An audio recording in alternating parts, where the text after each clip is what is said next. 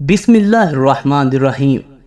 جب امام زین العابدین اور بی بی زینب رضی اللہ تعالی عنہ حضرت امام علی مقام حضرت امام حسین رضی اللہ تعالی عنہ کے سر مبارک اور محمد صلی اللہ علیہ وآلہ وسلم کی آن کو یزید کے دربار میں پہنچایا گیا تو یزید کی بیوی نے ان کے ساتھ بہت ہمدردی کی۔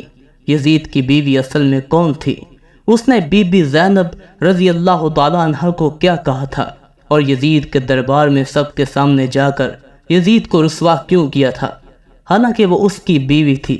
سامعین، جب امام علی مقام امام حسین رضی اللہ تعالی عنہ اور محمد صلی اللہ علیہ وآلہ وسلم کی آل کو یزید کے دربار میں لایا گیا تو اس وقت ایک خاتون یزید کی بیوی ہند کے پاس آئی اور کہا، اے ہند، ابھی کچھ قیدی آئے ہیں، انہیں دیکھ کر دل دہل جاتا ہے، کیا آپ ان کو ایک نظر دیکھیں گی؟ ہند اٹھی اور اس نے عمدہ لباس سے افطن کیا اور اپنی چادر اوڑھی اور اس مقام پر آئی۔ اس نے اپنی خادمہ کو حکم دیا کہ کرسی لائی جائے۔ جب وہ کرسی پر بیٹھ گئی تو بی بی زینب رضی اللہ تعالیٰ عنہ کی نظر اس پر پڑی۔ آپ نے جب غور سے اس کو دیکھا تو اسے پہچان لیا اور اپنی بہن ام کلثوم سے کہا، بہن، کیا آپ اس عورت کو جانتی ہیں؟ ام کلثوم نے جواب دیا، نہیں، میں اسے نہیں پہچانتی۔ بی بی زینب رضی اللہ تعالیٰ عنہ نے فرمایا، یہ ہماری کنیز ہند بنت عبداللہ ہے جو ہمارے گھر میں کام کاج کرتی تھی۔ بی بی زینب رضی اللہ تعالیٰ عنہ کی بات سن کر بی بی ام کلثوم رضی اللہ تعالیٰ عنہ نے اپنا سر نیچے کیا اور بی بی زینب رضی اللہ تعالیٰ عنہ نے بھی اپنا سر مبارک نیچے جھکا لیا تاکہ ہند ان کی طرف متوجہ نہ ہو، لیکن ہند دونوں سیدزادیوں کو غور سے دیکھ رہی تھی۔ اس نے آگے بڑھ کر پوچھا کہ آپ دونوں نے آپس میں کیا گفتگو کی، کہ جس کے بعد پر اسرار طور پر اور خاص انداز میں اپنا سر جھکا لیا، کیا کوئی خاص بات ہے؟ بی بی زینب رضی اللہ تعالیٰ عنہ نے کوئی جواب نہیں دیا اور خاموش رہیں۔ یزید کی بیوی ہند نے پھر سے پوچھا، آپ کس علاقے سے ہیں؟ اب بی بی زینب رضی اللہ تعالیٰ عنہ خاموش نہ رہ سکیں اور فرمایا، ہم مدینہ منورہ کے رہنے والے ہیں۔ جب ہند نے مدینہ منورہ کا نام سنا اور اپنی کرسی چھوڑ دی اور احترام سے کھڑی ہو گئی اور پوچھنے لگی، بہن، کیا آپ مدینے والوں کو جانتی ہیں؟ بی بی زینب رضی اللہ تعالیٰ عنہ نے فرمایا، تم کن مدینہ والوں کے بارے میں پوچھ رہی ہو؟ ہند نے کہا، میں اپنے آقا اور مولا حضرت علی رضی اللہ تعالیٰ عنہ اور ان کے گھر والوں کے متعلق پوچھنا چاہتی ہوں۔ امام علی رضی اللہ تعالیٰ عنہ کا نام لے کر ہند کی آنکھوں سے آنسو جاری ہو گئے اور وہ خود کہنے لگی کہ میں اس گھر کی خادمہ تھی اور وہاں کام کیا کرتی تھی، مجھے اس گھرانے سے بہت محبت ہے۔ بی بی زینب رضی اللہ تعالیٰ عنہ نے پوچھا، تم اس گھر کے کن افراد کو جانتی ہو اور کن کے متعلق پوچھنا چاہتی ہو؟ ہند نے کہا، میں حضرت علی رضی اللہ تعالیٰ عنہ کی اولاد کا حال معلوم کرنا چاہتی ہوں۔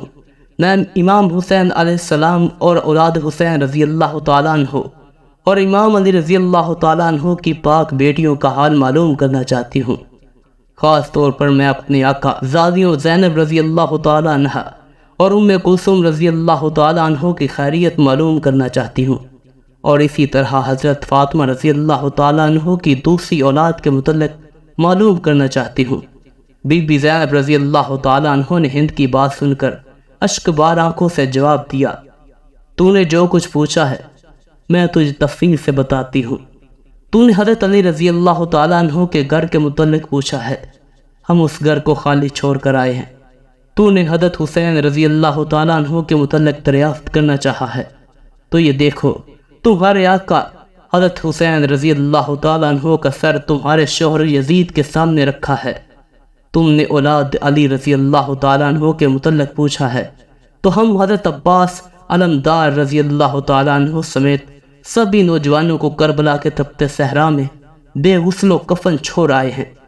تو نے اولاد حسین رضی اللہ تعالیٰ عنہ کے متعلق پوچھا ہے، تو ان کے سب جوان شہید ہو گئے ہیں، صرف ایک امام زین العابدین باقی ہیں جو تیرے سامنے ہے اور بیماری کی وجہ سے ناتواں ہیں۔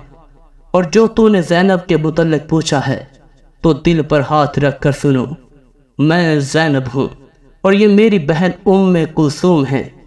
بی بی زینب رضی اللہ تعالیٰ عنہ کا درد بھرا جواب سن کر ہند کی چیخ نکل گئی اور سر پیٹ کر کہنے لگی، ہائے میری آقا کے پاک بیٹیوں کو کیا ہو گیا، میرے مولا کا حال کیسا ہے؟ اے میرے مظلوم آقا امام حسین رضی اللہ تعالیٰ عنہ، کاش میں اس سے پہلے اندھی ہو جاتی اور حضرت فاطمہ رضی اللہ تعالیٰ عنہ کی بیٹیوں کو اس حالت میں نہ دیکھتی۔ روتے روتے ہند بے قابو ہو گئی اور ایک پتھر اٹھا کر اپنا سر پیٹنے لگی۔ اتنی زور سے سر پیٹا کہ اس کا سارا بدن خون سے لال ہو گیا اور وہ بے ہوش ہو گئی۔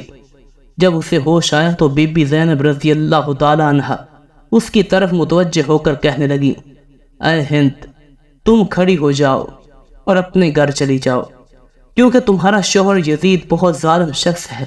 ہم اپنی مصیبت کا وقت گزار دیں گے، ہم یہ نہیں چاہتے کہ ہماری وجہ سے تمہارا سکون برباد ہو جائے۔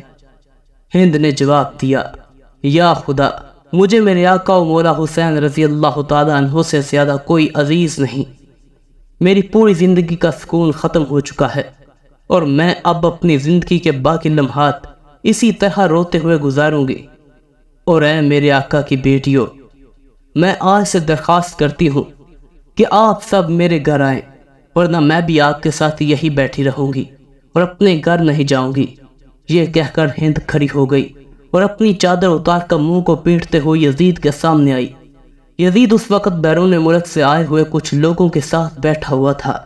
اس نے یزید سے مخاطب ہو کر کہا کہ اے یزید، کیا تم نے حکم دیا تھا کہ میرے آقا امام حسین رضی اللہ تعالیٰ عنہ کا سر مبارک نیزے پر بلند کیا جائے اور دروازے پر لٹکایا جائے؟ یزید نے اپنے بیوی کو اس حالت میں دیکھا اور وہ فوراً اٹھ کھڑا ہوا اور بڑے دربار میں اس کا ننگا سر دیکھ کر اسے برداشت نہ کر سکا۔ اسے چادر پہنائی اور کہنے لگا کہ ہاں، میں نے حکم دیا ہے، اب تو نواز رسول پر ماتم کرنا چاہتی ہے تو بے شک کر، لیکن حقیقت یہ ہے کہ ابن زیاد نے جلد بازی سے کام لیتے ہوئے امام حسین رضی اللہ تعالیٰ عنہ کو قتل کر دیا۔ جب یزید نے مکر و فریب سے بڑے جملے کہے تو اس وقت اس نے اپنی بیوی ہند کے سر پر چادر اڑائی تو ہند نے کہا کہ اے یزید، خدا تجھے تباہ کرے۔ اپنی بیوی کو سر دربار ننگا سر دیکھ کر تیری غیرت جاگ اٹھی، مگر تو رسول زادیوں کو سرعام ننگے سر بڑے بازاروں اور اپنے درباروں میں لایا ہے، اور ان کی چادریں چھین کر انہیں نامحرموں کے سامنے لاتے وقت تیری غیرت کہاں مر گئی تھی؟ لعنت ہو تجھ پر اے یزید۔ یہ منظر دیکھ کر یزید کی سب عورتیں چلا اٹھیں اور یزید کے محل میں ایک ماتم بپا ہو گیا۔